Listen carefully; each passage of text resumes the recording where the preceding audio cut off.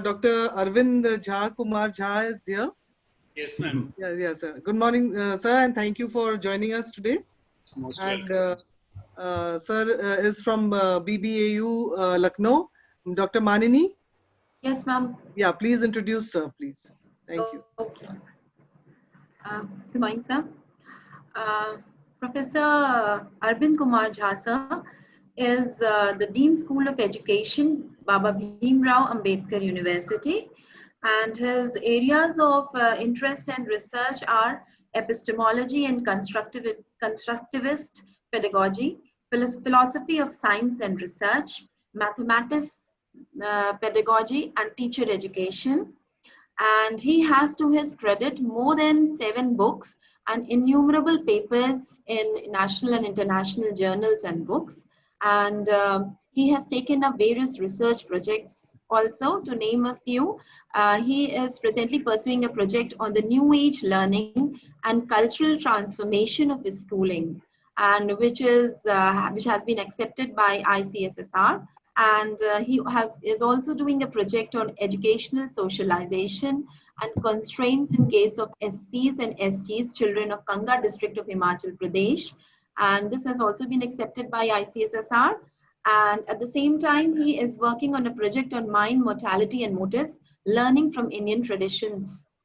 At the same time, sir has also been awarded with the Fulbright Fellowship, Nehru International Education Administrators Fellowship in the year 2016 and 17. He has also been awarded by the Inspired Teacher Award by the President of India to participate in his residence program at Rashtrapati Bhavan in the year 2015. And he is the editor of International Academic Board of African Journal of Pedagogy and Curriculum.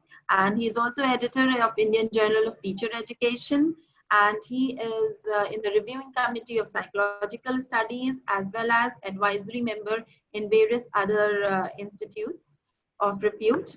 And sir is also there in the chairman board of studies, Department of Education, Varda. And so, sir, we are really grateful to you to spare a few moments for our students and for us. And I invite you to please enlighten our students with your presentation. Thank you, Maniji. First of all, I must thank the Dean Research, Professor Banerjee, Monisha Banerjee, the 2 additional Deans Research, University of Lucknow, Dr. Mani Srivastav and Dr. Asutosh Singh. Thanks for giving me this opportunity to get associated with you people through my understanding of research.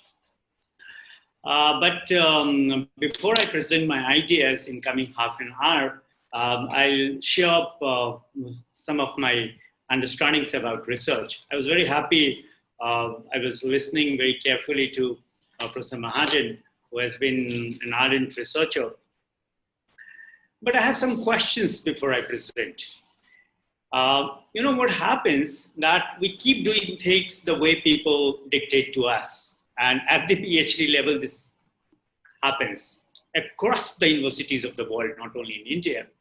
I'm fortunate enough to visit at least 10 to 15 universities in US and other countries, right? I've seen how things unfold there.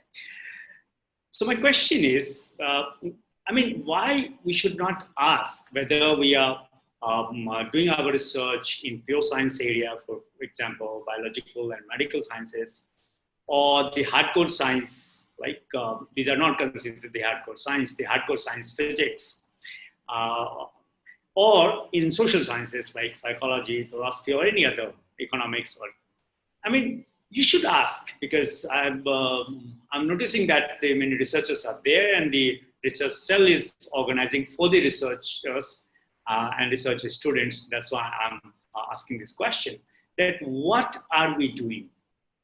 And why are we doing the way we are doing it? This is the one set of questions. The second, is this only way, or are there other ways to do things?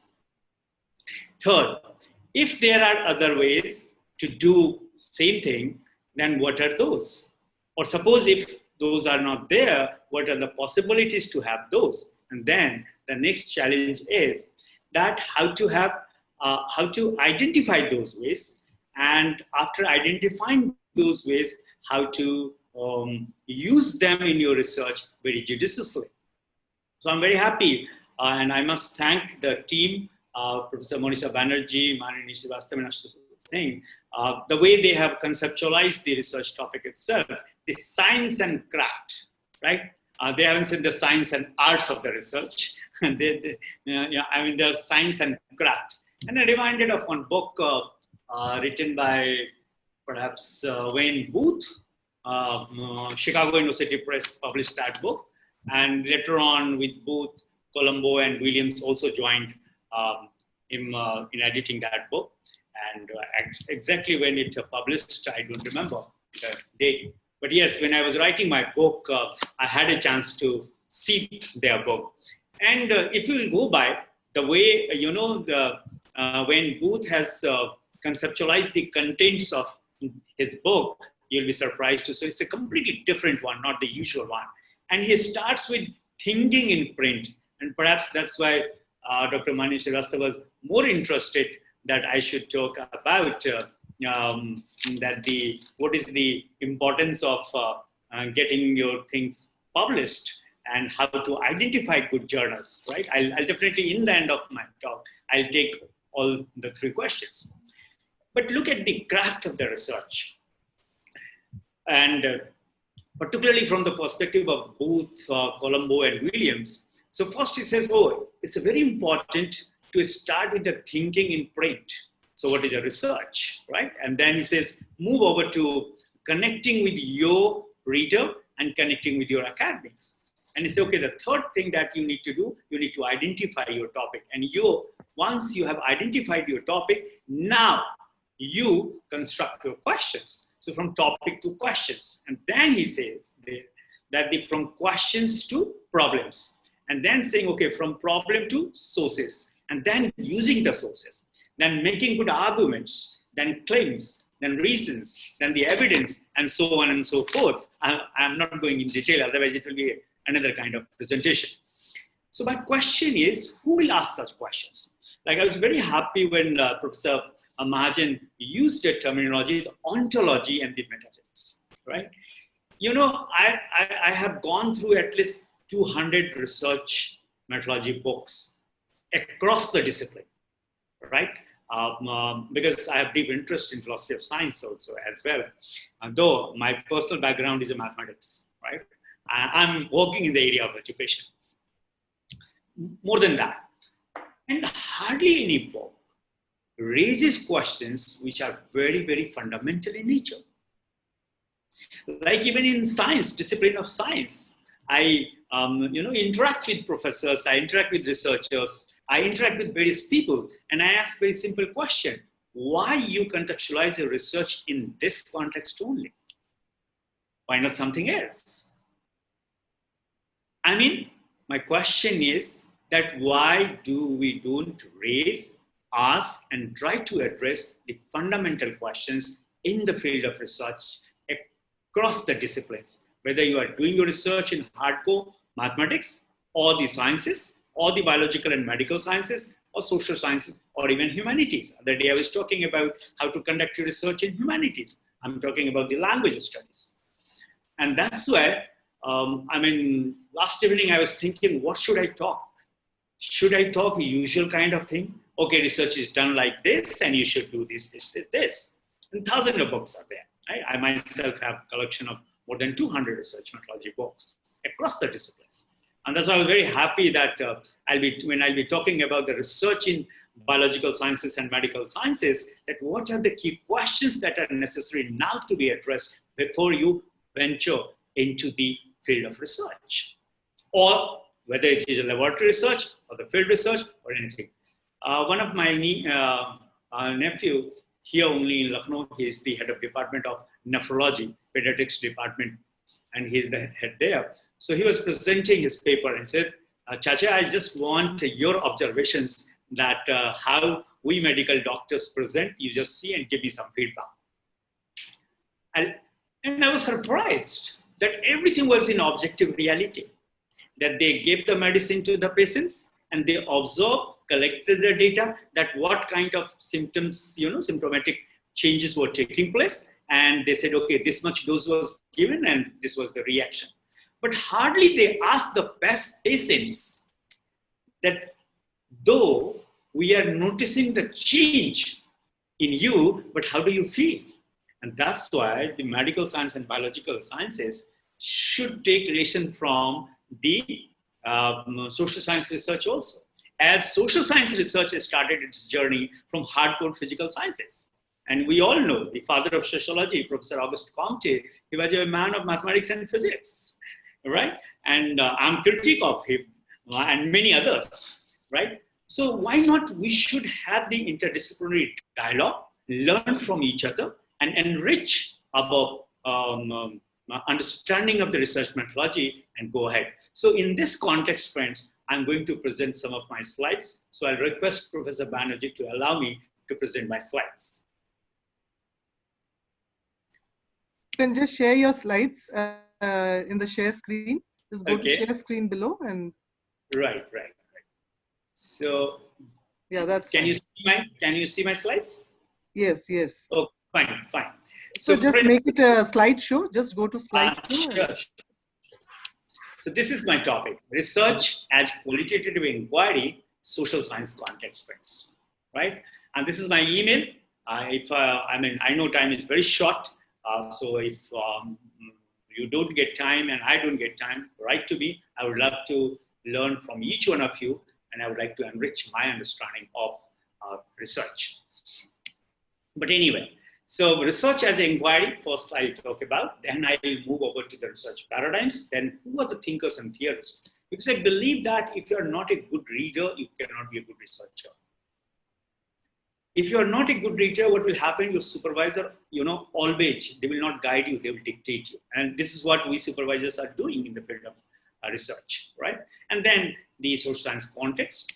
So let me start with friend, this is the book which I have written in the area of education, research in education. And this is the book which even I studied when I was a student at Department of Education, University of Delhi, and I cleared my JRF. And I never realized the day will come when I'll be asked to revise this book or re-edit this book. And now this book is available in India, the best K JHA. The second I did, this is the first book which was written from the qualitative research perspectives in the field of education. And again, I got the opportunity and I have done this. So on the basis of my small understanding that the work that I have done, I'm going to share my understanding of research. My first question, is research an inquiry? Or is it research for the sake of knowledge or research for the sake of theory construction? Yes, research is for the sake of knowledge and research is for the sake of theory construction. I'm not denying it.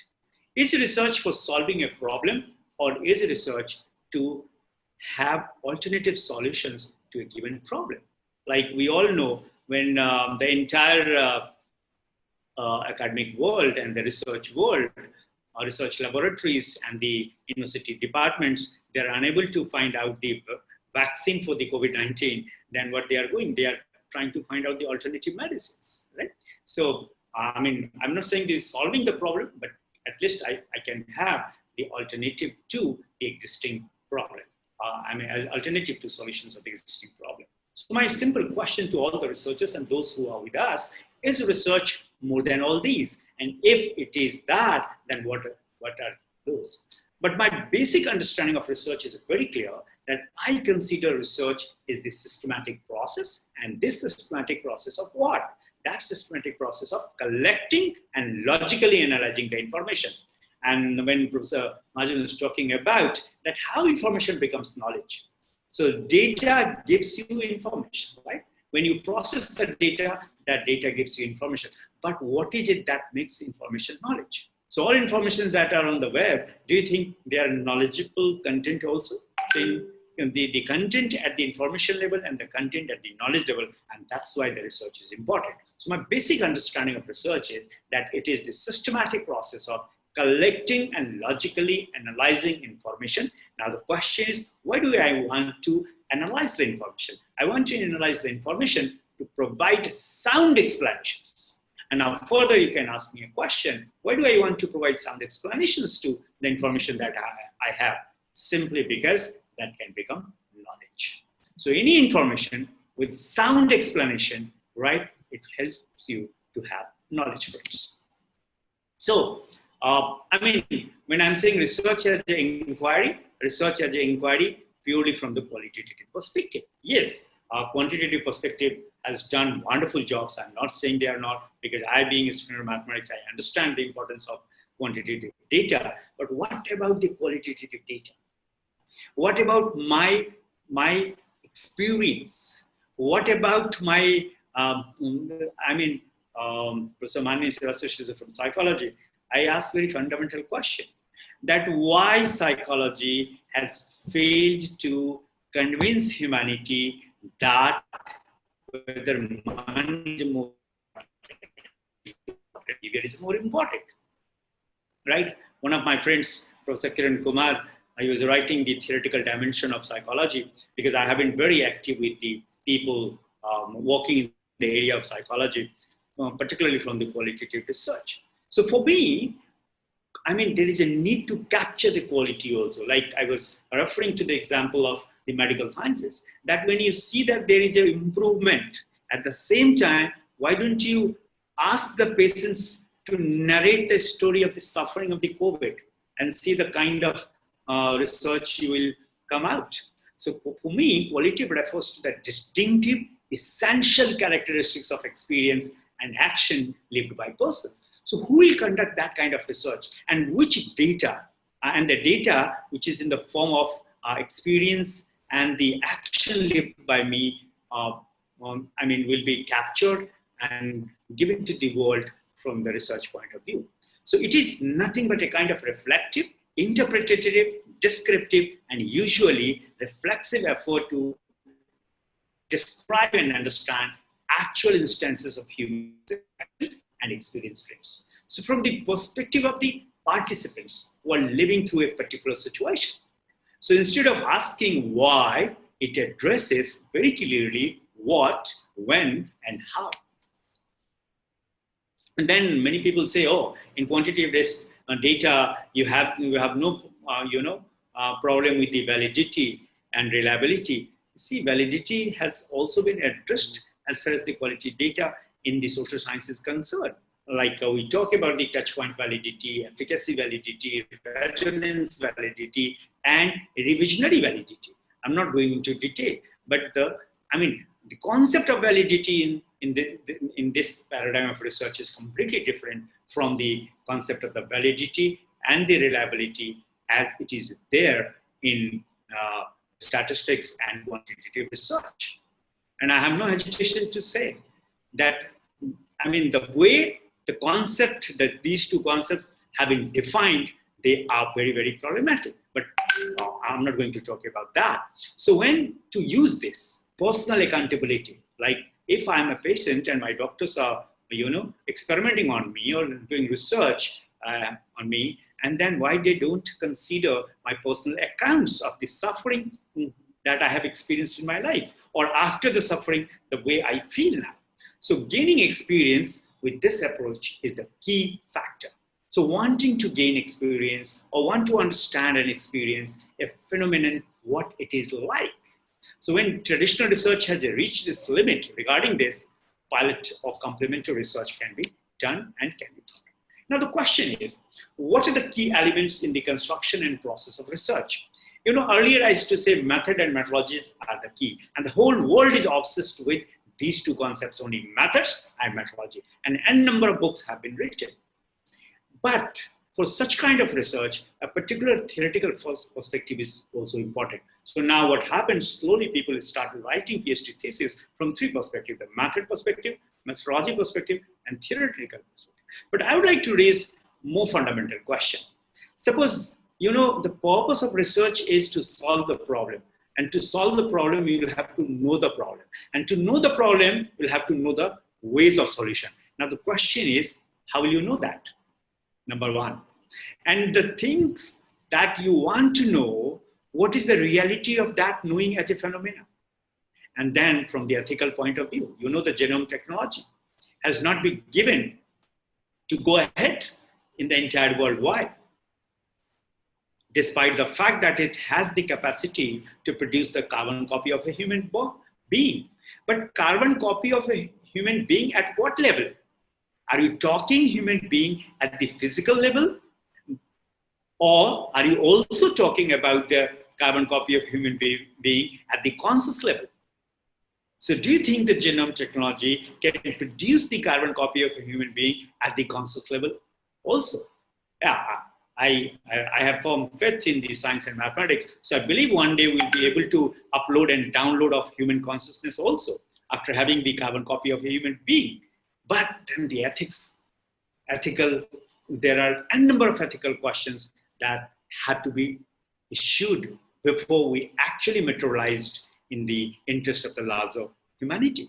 And that's why, apart from method, methodology, and theoretical perspectives, friend, three fundamental questions before you actually start your research work, whether in the area of sciences or in the area of social sciences or humanities, you must ask the epistemology ontology of your research, the first one.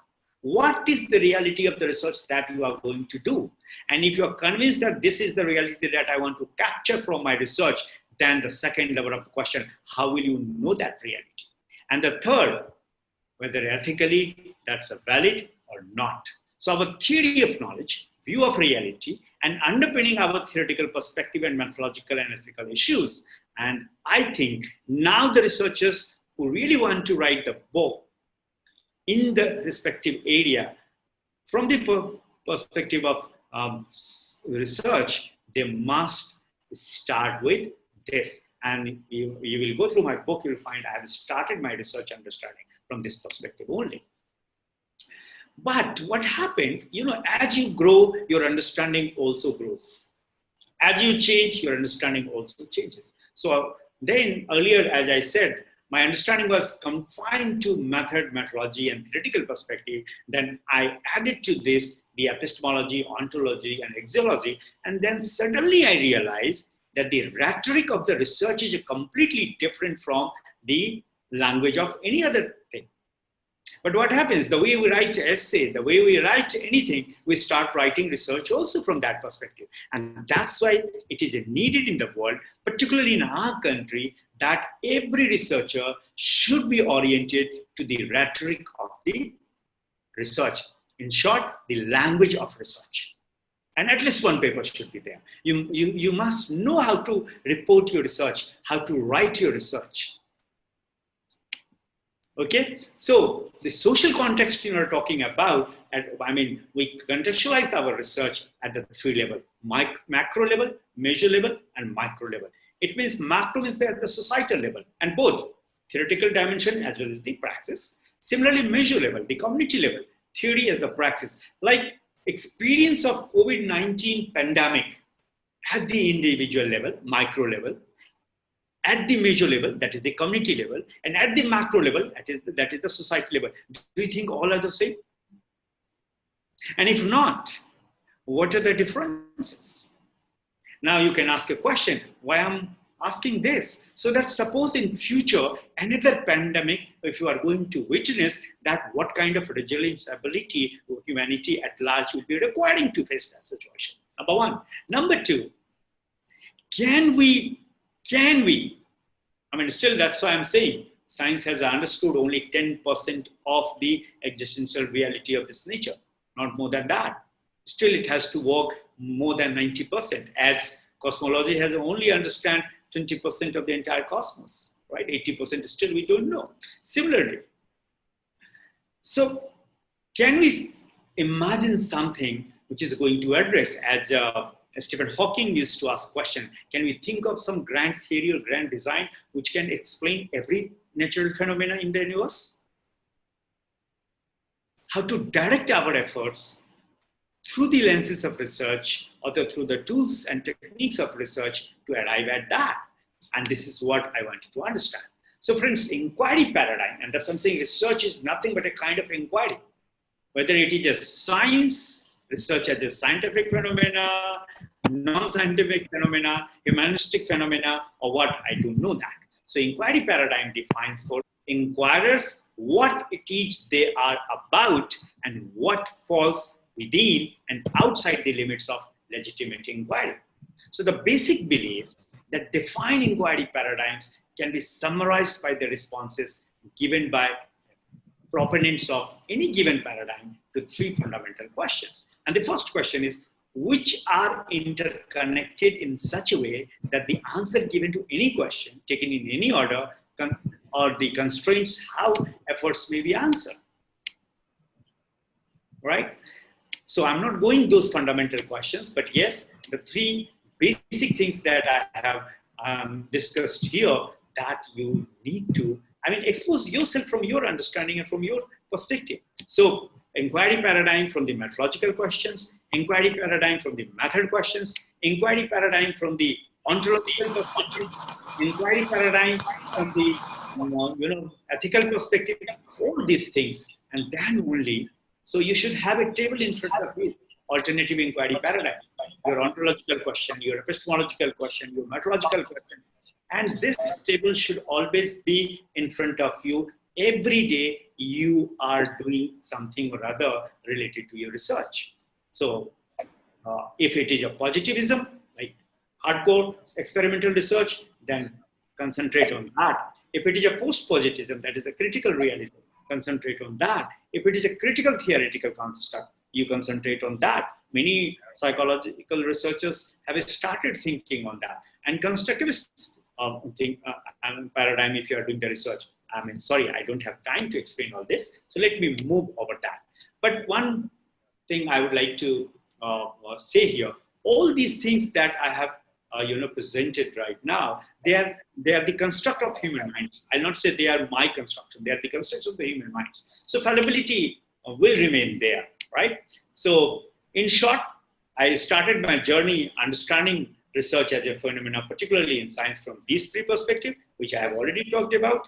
And then I moved over to,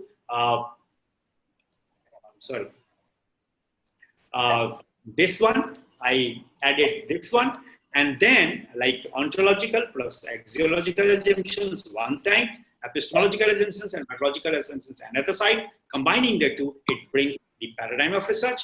And then most importantly, you should add, so all research departments of the university, institution, colleges, they must have this kind of research design. And then they should, during the course period, research course period I'm talking about, they should go ahead. But anyway, I'm not going into the detail, but what constitutes the reality of research and how can we understand that existence? That's the main thing that you should do. Secondly, what constitutes valid knowledge and how can we obtain it? Like none other than biological science, you'll find in biological science, every day we are witnessing the contradictory research. I'm not questioning the research ability of that, but why this is happening? Is there any possibility to include this and save yourself from becoming the victim of the contradictory research? So these are the larger paradigms, and that's why the budding researchers who are with me, I request them, please read as much. The first 6 months, you read as much as you can do from all perspectives. So you read from the positivism, that is the scientific paradigm. When I'm saying scientific paradigm, not only the experimental research, but the real research is also, you read from the pragmatism paradigm, you read from the critical paradigm, you read from the post-positivist and constructivist. But these are the 4 basic paradigms that people usually talk about. Now I'll take to that who are the people, because when this fellow Booth was talking about the craft of research, he has given much importance on the reasons and evidence. Now, how will you write your research from the reasoning point of view? You have conducted finest research. It's from all perspective, this is a well-controlled one. Now, the question is, how will you present the reasons of your research as an evidence, right, to the readers, to the large masses, And for that, first you should learn something about deductive reasoning, and that's why you should expose yourself to the idea of Aristotle. Realism, Descartes, Galileo, scientific method. Like for Galileo, I said, I mean, experimentation is the ultimate reality. What, why, and how. People are not questioning much. Yeah, there is a person called Thomas Kuhn has given the critique of that. Karl Popper has given the critique of that. Michael Farabaud has given the critique of that. I mean, you should expose, all science people should also expose to those ideas, that why Karl Popper understand is completely different about the theory, whether the theory rejection or selection or theory of falsification is more important. Similarly, the Auguste Comte, I have already talked about positivism. You should also read something about logical positivism, Vienna Circle, inductive reasoning, Francis Bacon, and the Karl Popper, Aristotle, Descartes, Galileo, and all these people will definitely help you to understand. And read them from the perspective of how to develop your reasoning, not to develop your this. Now, then there is another one. For social science, what is important is the interpretivism. And interpretivism's main tenet is that research can never be objectively observed from the outside.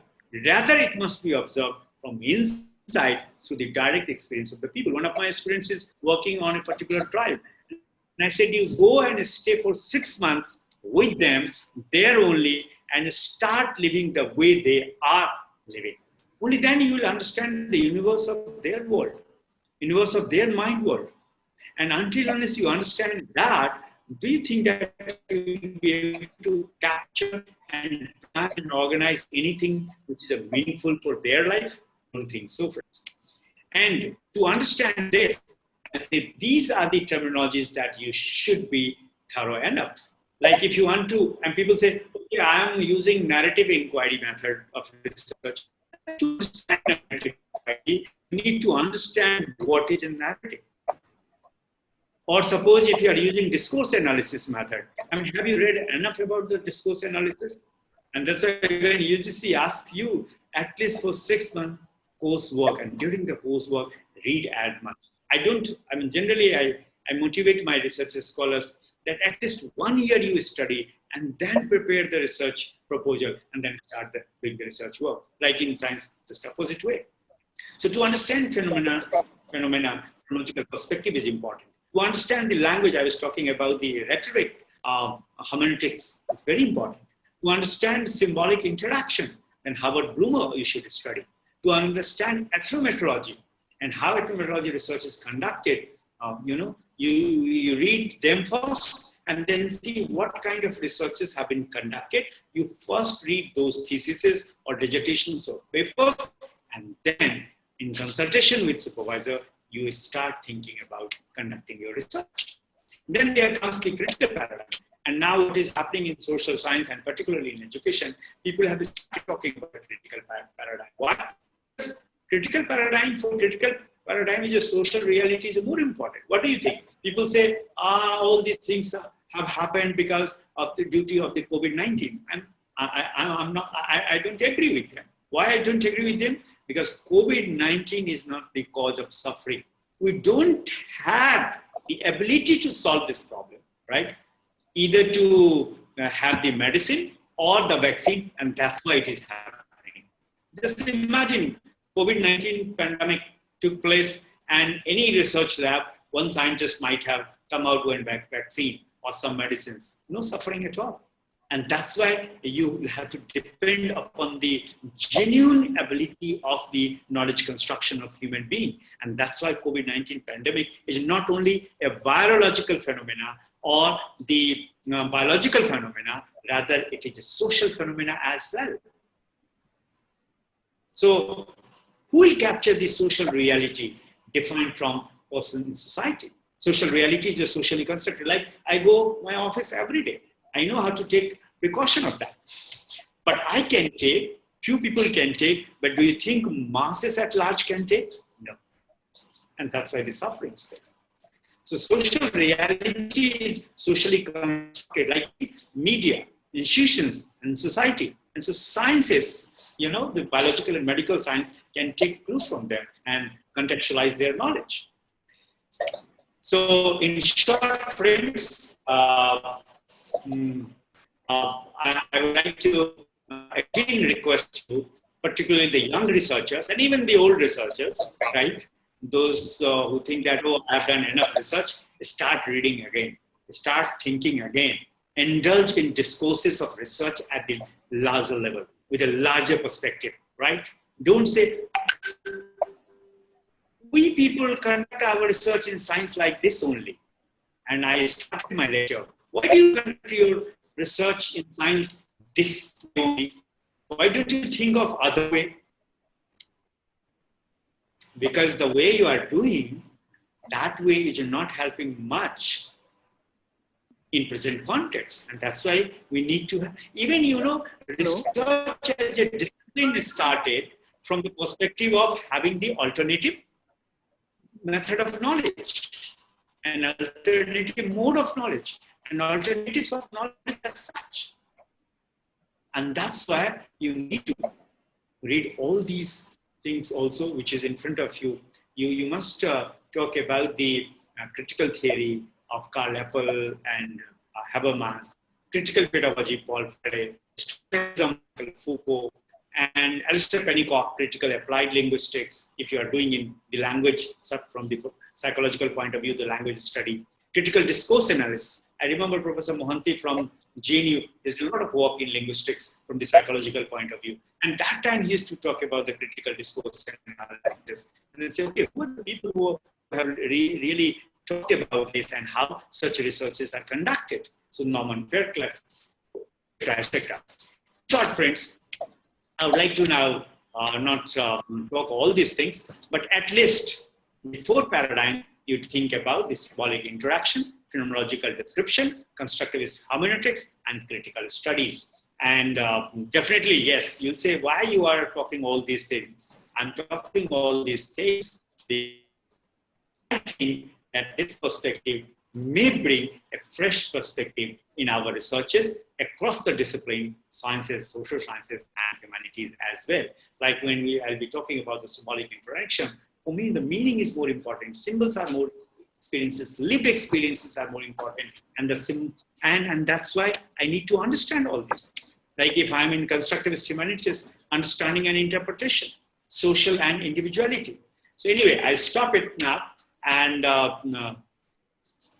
this, I always keep, whenever, I start talking about the praxis of paradigm positions from the practical point of view, keep this in front of me and I think about this and I help my researchers also.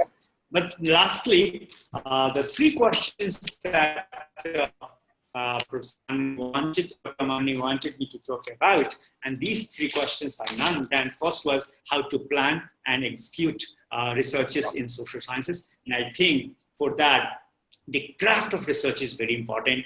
And the craft of research, as I said, there is a book also in that name.